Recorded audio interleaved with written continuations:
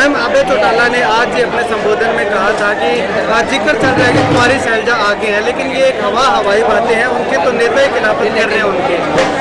आप देखते हो यहाँ पर सारे हमारे 9 के 9 हलकों में सभी लोग एक साथ जुटे हुए हैं। ये चुनाव, ये देखो, जब जिनके पास केवल उनकी बात नहीं है, केवल चौटाला जी की बात नहीं है, दूसरे विपक्ष भी, मतलब दूसरी पार्टियां भी सब और तरह की बातें करते हैं, तो हमें उन चीज़ों से कुछ लेना देना नहीं है।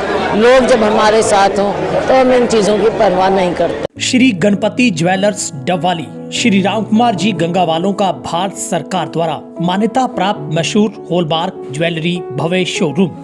याद रखें, श्री गणपति ज्वेलर्स, नजदीक रेलवे स्टेशन, मीना बाजार, मंडी, डबवाली।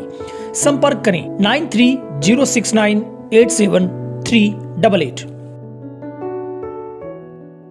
आप देख ही रहे हैं कि बहनों में कितना उत्साह है, नौजवानों में कितना उत्साह है, और हमारे बड़े बुजुर्गों में, पुराने लोगों में कितना प्यार नजर आता है। लेकिन इस सब में मैं कहूँगी कि सबसे ऊपर जो बात है वो आशा की किरण देखते हैं। कांग्रेस पार्टी में एक विकल्प देखते हैं कि जो 10 साल से उनके साथ धोखा हुआ है, अब वो धोखे के दिन खत्म होंगे और उनके लिए कुछ काम होगा और देश आगे बढ़ेगा।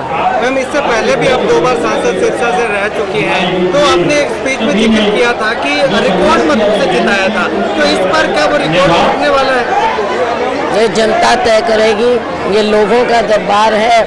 मैं तो आशीर्वाद मांगती हूँ और मुझे पूरा विश्वास है कि सिरसा के लोग मुझे अपना पूरा विश्वास दें। मैम अभय चौटाला ने आज अपने संबोधन में कहा था कि जिक्र चल रहा है कि कुमारी शैलजा आगे हैं, लेकिन ये एक हवाई बातें हैं, उनके तो नेता ही खिलाफत कर रहे हैं उनके। आप देखते हो यहाँ पर सारे हमारे 9 के 9 हलकों में सभी लोग एक साथ जुटे हुए हैं। ये चुनाव, ये देखो, जब जिनके पास केवल उनकी बात नहीं है, केवल चौटाला जी की बात नहीं है, दूसरे विपक्ष भी, मतलब दूसरी पार्टियां भी सब और तरह की बातें करते हैं, तो हमें उन चीज़ों से कुछ लेना देना नहीं है। लोग जब हमारे साथ हों तो हम इन चीज़ों की परवाह नहीं करते। क्या लगता है, पिछली बार तो मोदी की लहर थी, इस बार वो कांग्रेस की लहर देखने को मिल रही है? मुझे नहीं लगता कि पिछली बार भी मोदी जी की लहर थी।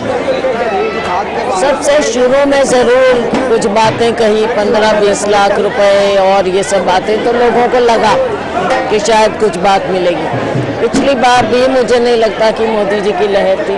पिछली बार बालाकोट जैसे मुद्दे बीच में आए थे, किसानों को 4000 रुपया दे दिया था उनके अकाउंट में, कुछ बातें ऐसी हुई।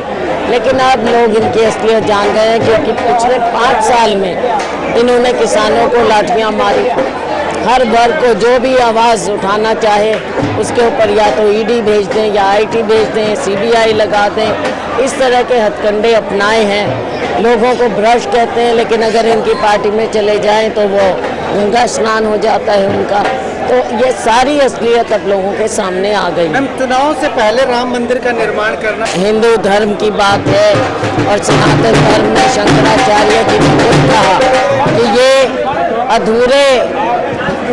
अधूरे मंदिर का उद्घाटन, ऐसे प्राण प्रतिष्ठा वहाँ पर नहीं की जा सकती, और खुद शंकराचार्य उससे बाहर रहे।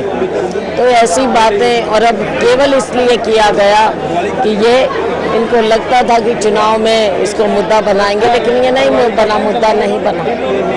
तो मतलब कि उसका फायदा नहीं मिल रहा बीजेपी? नहीं, कैसे मिलेगा, कैसे मिलेगा? देखो, असलियत पर आओ, ऐसी बातों का फायदा नहीं है। ये लोगों को बरगलाने की बात है, लेकिन 10 साल में लोग इनकी असलियत जान गए।